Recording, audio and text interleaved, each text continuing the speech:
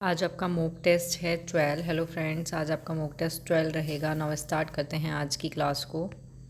12 number के mock test में आपका फर्स्ट क्वेश्चन आता है। फर्स्ट क्वेश्चन है, स्कूल के भीतर और बाहर दोनों जगह पर की डैश चलती रहती है। मतलब स्कूल के बाहर भी और स्कूल के अंदर भी दोनों जगह चलती है। क्या चलती है?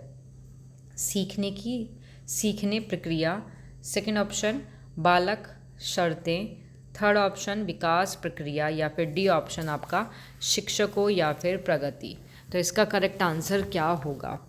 इसका करेक्ट आंसर इज होगा आपका, गैस करो आप लोग भी कि क्या होना चाहिए इसका करेक्ट आंसर।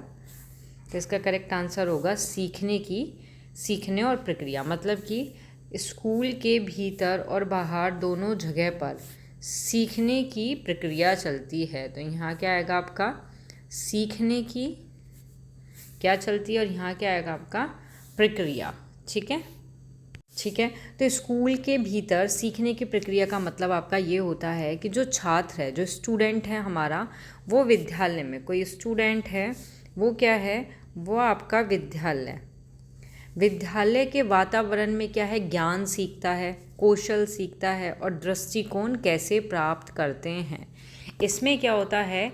इसमें कक्षा में विभिन्न गतिविधियाँ, जो टीचर जो होता है वो छात्र की अंतःक्रिया और स्कूल के सामाजिक सांस्कृतिक संदर्भ में होने वाली जो भी क्रियाएं होती हैं वो सभी क्या होती हैं?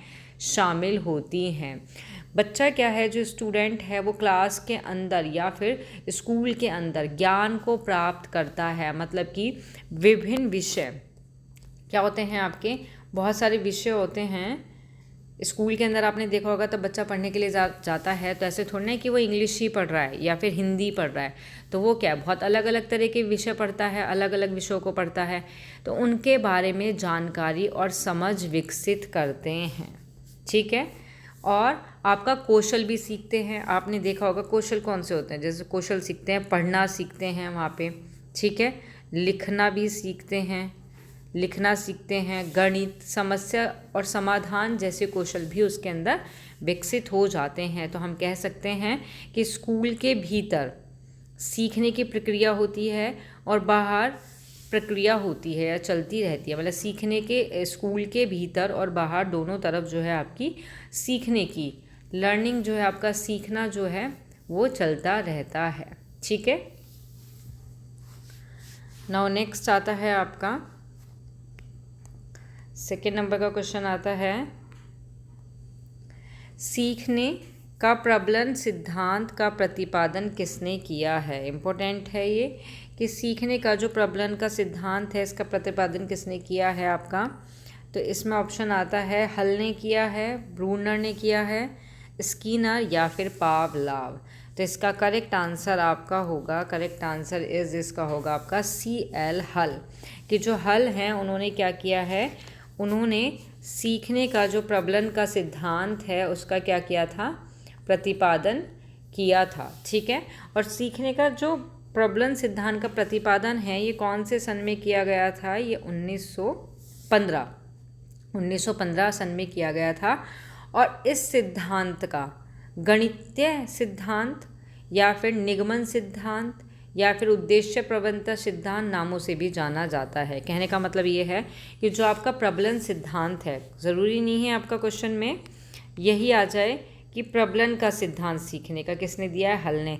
इसके अन्य और भी नाम होते हैं। अब नाम कौन कौन से होते हैं नोट कर सकते हो आप। तो इसके बहुत सारे नाम होते हैं। जैसे आपका फर्स्ट आता है गणितीय सिद्धांत, ये भी इसके नाम हैं। ठीक है। गणितीय सिद्धांत। और आपका आता है परिकल्पित निगमन सिद्धांत। ये सिर्फ नाम लिखाने का मोटिव ये है कि ज़रूरी नहीं है क्वेश्चन आपका प्रबलन सिद्धांत के नाम से आए, इन नाम के द्वारा भी या इन नाम के साथ भी आपका क्वेश्चन आ सकता है। नेक्स्ट है आपका आवश्यकता अवकलन का जो सिद्धांत होता है, बहुत सारे नाम है इसके। जैविकीय अनुकूलन, जैविकीय अनुकूलन का सिद्धांत, और आपका लास्ट आता है उद्देश्य प्रवणता का सिद्धांत। लास्ट चीज आता है उद्देश्य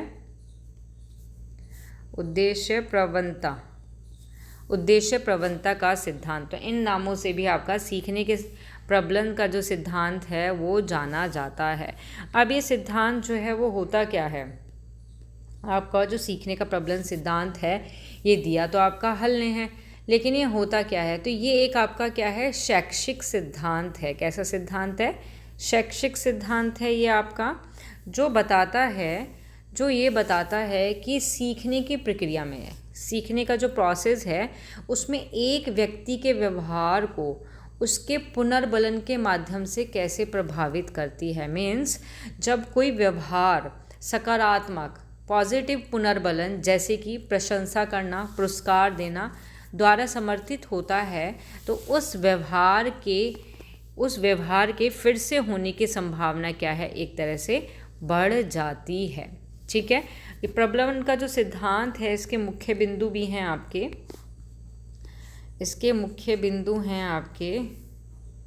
मुख्य बिंदु प्रबलन के सिद्धांत के। ठीक है, जैसे फर्स्ट तो आता है मोस्ट इम्पोर्टेंट आपका पुनर्बलन।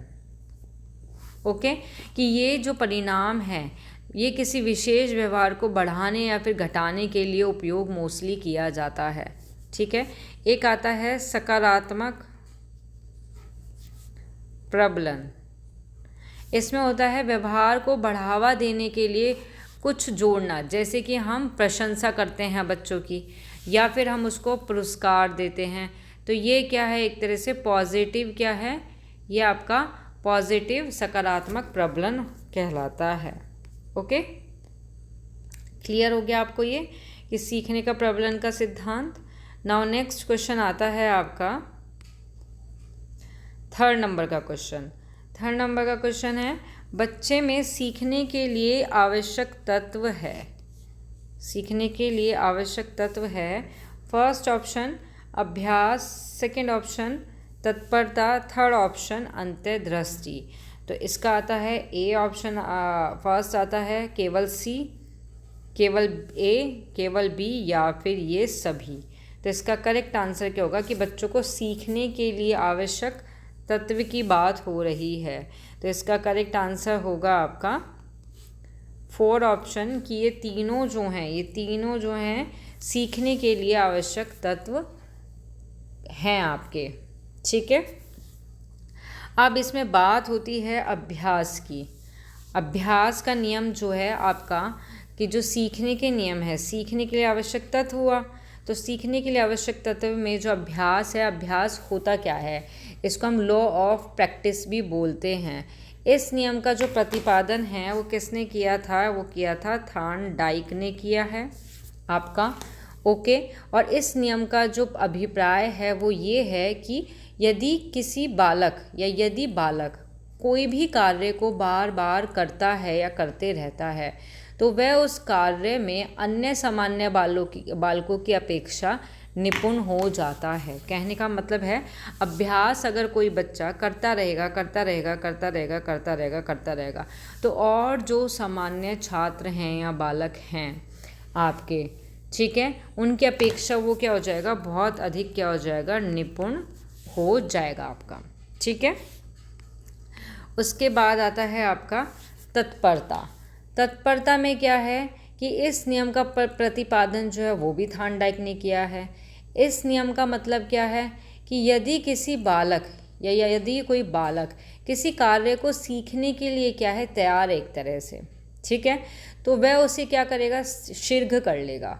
लेकिन अगर कार्य करने की इच्छा निहित रहती है, ओके, यदि बालक में गणित के प्रश्न करने की तीव्र इच्छा हो तो वह उनको करता है, नहीं तो नहीं करता।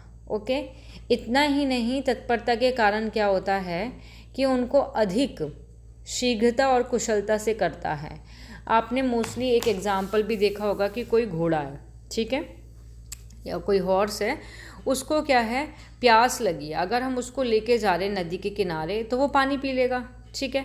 लेकिन अगर उसको प्यास नहीं लगी और हम उसको ज़बरदस्ती वहाँ ले जाके बोलें कि पानी पियो, तो वो नहीं पिएगा, वो तत्पर ही नहीं है। तो कहने का मतलब ये है, अगर कोई तत्पर होता है तो उस काम को वो शीघ्रता से क्या है, कर लेता है आपका।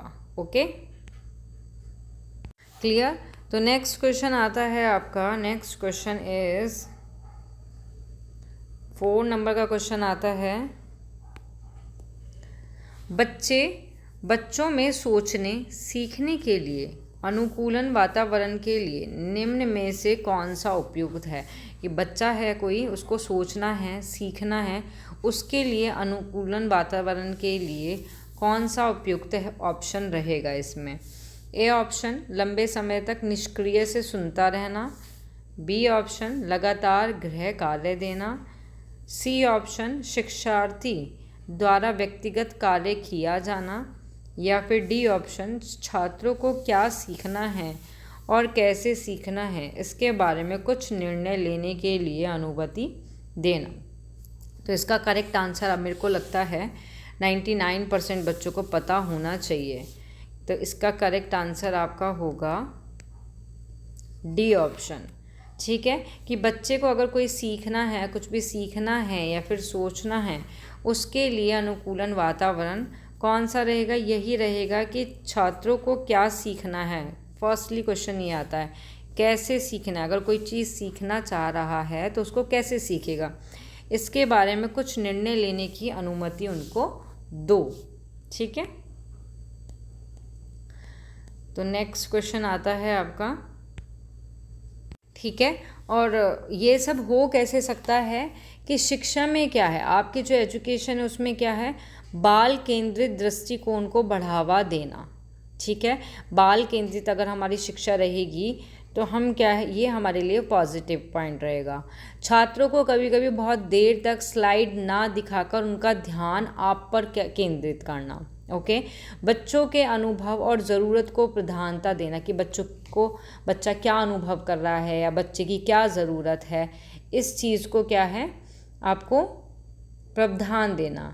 और बच्चे को स्वतंत्र और स्वेच्छा से अपनी गति से काम करने देना इसमें, और उन्हें सीखने की अपनी रणनीति को बढ़ावा देने के अवसर भी उनको प्रदान करना।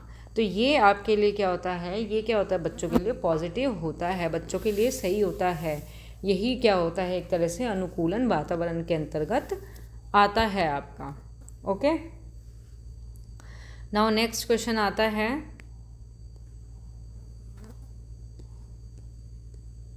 नेक्स्ट क्वेश्चन इज निम्न में से कौन सी समस्या समाधान की वैज्ञानिक पद्धति का पहला चरण है।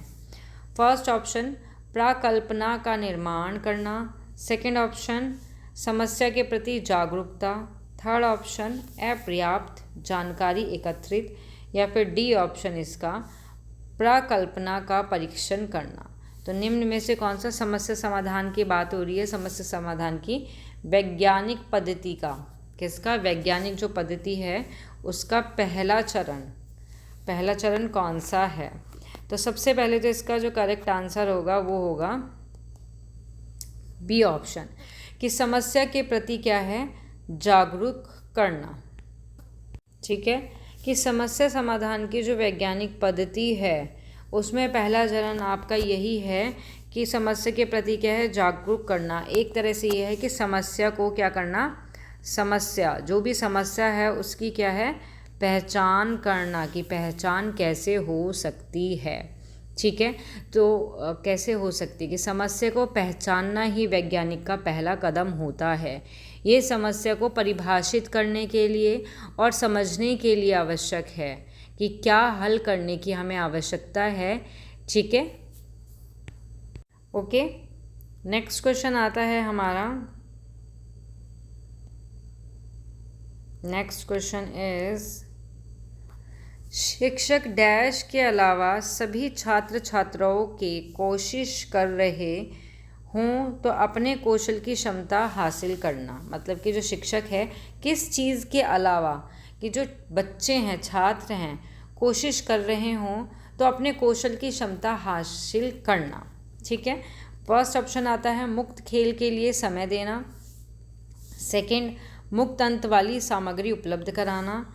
थर्ड, सृजनात्मक चिंतन के लिए असीमित उपलब्ध अवसर तलाशना। या फिर डी ऑप्शन, जब छात्र स्वयं से कोई कार्य करने की कोशिश कर रहे हों तो अपने कौशल की क्षमता हासिल करना। अपने कौशल की क्षमता हासिल करना। तो इसका करेक्ट आंसर आपका क्या होगा? तो करेक्ट आंसर इसका होगा आपका डी ऑप्शन, कि शिक्षक जो है जब कोई स्टूडेंट खुद कोई कार्य करने की कोशिश करता है तो उसे अपने कौशल की क्षमता हासिल करना। इसके अलावा सभी छात्र छात्रों की कोशिश कर रहे हो तो अपने कौशल की क्षमता हासिल करना। ठीक है, नेक्स्ट क्वेश्चन आता है 7 नंबर का क्वेश्चन है आपका, बच्चों में वैज्ञानिक अनुसंधान के गुणों का विकास क्यों किया जाना चाहिए? फर्स्ट, उसे खेलने से दूर रखने के लिए। सेकंड, वैज्ञानिक प्रकृति विकसित करने के लिए। सी, उसे प्रशिक्षण देने से रोकने के लिए। या फिर डी, उसे पढ़ाई में शामिल रखने के लिए। तो इसका करेक्ट आंसर आपका क्या होगा? गैस करिए, गैस करो भाई, इसका क्या होगा करेक्ट आंसर? क्या होगा इसका करेक्ट आंसर? तो इसका करेक्ट आंसर इसका होगा आपका सेकेंड ऑप्शन, कि उसे वैज्ञानिक प्रकृति विकसित करने के लिए। ठीक है, बच्चों में वैज्ञानिक अनुसंधान के गुणों का विकास क्यों किया जाना चाहिए? वैज्ञानिक प्रकृति विकसित करने के लिए। क्यों? ठीक है, ताकि क्या है, बच्चों में वैज्ञानिक अनुसंधान के गुण का विकास जो है, एक तरह से जो विकास है वो क्यों किया जाता है? वो इसलिए किया जाता है ताकि बच्चे क्या हैं, इसका पॉजिटिव पॉइंट क्या है? यही है कि ताकि बच्चे क्या है, जिज्ञासु बने। बच्चे कैसे बने आपके? बच्चे कैसे बने? जिज्ञासु।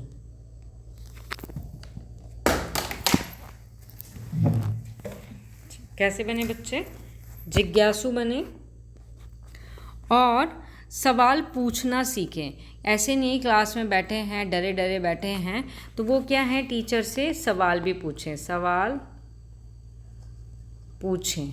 ठीक है, सवाल पूछें और दुनिया को समझने की क्षमता भी विकसित करें। ये बच्चों को क्या है, एक तरह से समस्या समाधान क्षमता बढ़ाने के लिए और जीवन के विभिन्न जो पहलू होते हैं उनको, उनका जो ज्ञान है उसको यूज़ करने में क्या करता है, हेल्प करता है।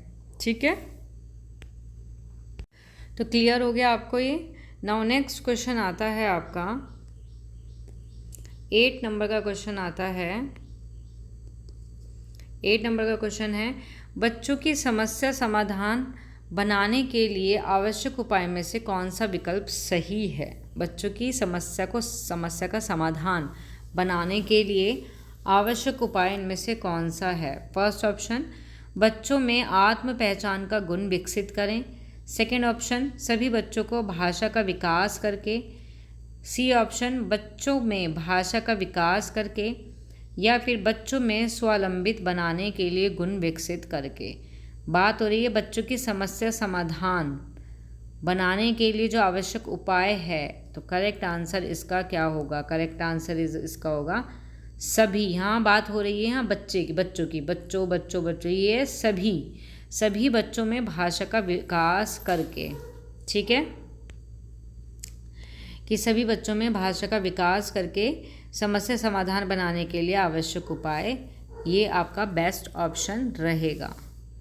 नाउ नेक्स्ट क्वेश्चन आता है आपका 9 नंबर का क्वेश्चन आता है कि निम्न में से किसका समस्या समाधान विधि के पद से नहीं है? निम्नलिखित में से किसका समस्या समाधान विधि के पद से नहीं है? फर्स्ट ऑप्शन, अपने कमियों को स्वीकार करना और दूर करना। बी ऑप्शन, सभी पिछड़े संप्रत्यों का प्रत्यास्मरण करना। ये करेक्ट आंसर है कि हाँ भाई स्मरण करना होता है। सी ऑप्शन, छात्रों के लिए कमियाँ यहाँ पे कमियों को स्वीकार करना और उन्हें दूर करना, यस ये भी होता है समस्या समाधान विधि में कि कोई भी छात्र है उसमें कोई भी कमी है उसको स्वीकार करो, देन उसको दूर करना सिखाना। डी ऑप्शन जो है, डी ऑप्शन आता है अंतः व्यवहार का वर्णन करना जो समस्या समाधान का प्रस्ताव पेश करता है, तो ये भी करेक्ट है। अब क्वेश्चन में पूछा गया है आपका नहीं, तो इसके अकॉर्डिंग आपका जो आंसर रहेगा वो रहेगा फर्स्ट। ठीक है, अपनी कमियों को स्वीकार करना और दूर करना सिखाना। नेक्स्ट क्वेश्चन आता है, नेक्स्ट और आपका लास्ट क्वेश्चन है, निम्नलिखित में से कौन सी सुविधा समस्या समाधान उपागम का विशेष विवरण है? फर्स्ट, समस्या मूलतः होती है। बी, समस्या कथन में संकेत अंतर्निहित रूप से दिया जाता है। सी, सही उत्तर प्राप्त करने का सामान्य एक उपागम होता है। या फिर डी, समस्या केवल एक सिद्धांत या फिर प्रकरण पर आधारित होती है। तो ऐसा तो ज़रूरी नहीं है कि भाई केवल एक ही सिद्धांत या प्रकरण पर आधारित हो। या फिर सही उत्तर प्राप्त करने के लिए सामान्य एक उपागम भी नहीं है ये। या समस्या का मूलतः होती है, ये भी नहीं है। तो इसका करेक्ट आंसर होगा आपका बी ऑप्शन कि समस्या कथन में संकेत अंतर्निहित रूप से क्या है दिया जाता है इसमें। ओके, तो ये हैं आपके क्या हैं 10 क्वेश्चन हैं ये आपके मूक टेस्ट आपका 11 के 12 के, ये क्या है 10 क्वेश्चन इंपॉर्टेंट क्वेश्चन हैं। आपकी क्लास यहाँ पे ओवर होती है। नाउ नेक्स्ट क्लास में मिलेंगे हम, नेक्स्ट मूक टेस्ट में मिलेंगे। मूक टेस्ट नेक्स्ट रहेगा हमारा मूक टेस्ट 13। ठीक है, 12 तो कंप्लीट करा दिया, नाउ 13 में मिलेंगे हम। हमारी जो टाइमिंग है, टाइमिंग हमारी वही है 7 AM और टाइम टेबल आपको पता ही होगा। मंडे, ट्यूसडे, वेडनेसडे को क्लास नहीं होती आपकी, थर्सडे, फ्राइडे को नहीं होती और सैटरडे आपकी। ठीक है, इन 4 दिन आपकी क्या है वीक में क्लासेस होती हैं मूक टेस्ट की। तो एक भी क्लास जो है उसको मिस नहीं करना, सारी क्लासेस आपको लेनी है, स्किप नहीं करना, पूरी वीडियो देखना। आपको कुछ ना कुछ नया मिलेगा क्वेश्चंस में। क्वेश्चन आपके क्या हैं सारे वही टॉपिक से रिलेटेड होते हैं। क्वेश्चन में क्या है आपके सभी टॉपिक आते हैं। ठीक है, उनकी क्या है लैंग्वेज चेंज हो जाती है। आपने एग्ज़ाम में भी देखा होगा क्वेश्चन आपके सारे मिलते जुलते रहते हैं, बस उनकी लैंग्वेज चेंज हो जाती है। आपको उसी चीज़ को समझना है, उसी चीज़ को पकड़ करनी है, ताकि आप क्या है आप एक एक नंबर सभी में ला सकें। एक एक नंबर मतलब आपके 25+ नंबर तो आ ही जाए हैं। ऐसा नहीं है कि बस हमें भाई क्लास ले रहे हैं लेकिन हमारे जो नंबर आ रहे हैं वो बस 15 आ रहे हैं। 15 का टारगेट नहीं, टारगेट रखना है 30 का। ना आपके 25+ तो आने ही चाहिए ये क्लासेस लेके। मॉक टेस्ट आपके लिए मोस्ट इम्पोर्टेंट रहेगा, देखना आप तब एग्ज़ाम आएगा आपका। अभी के लिए थैंक यू।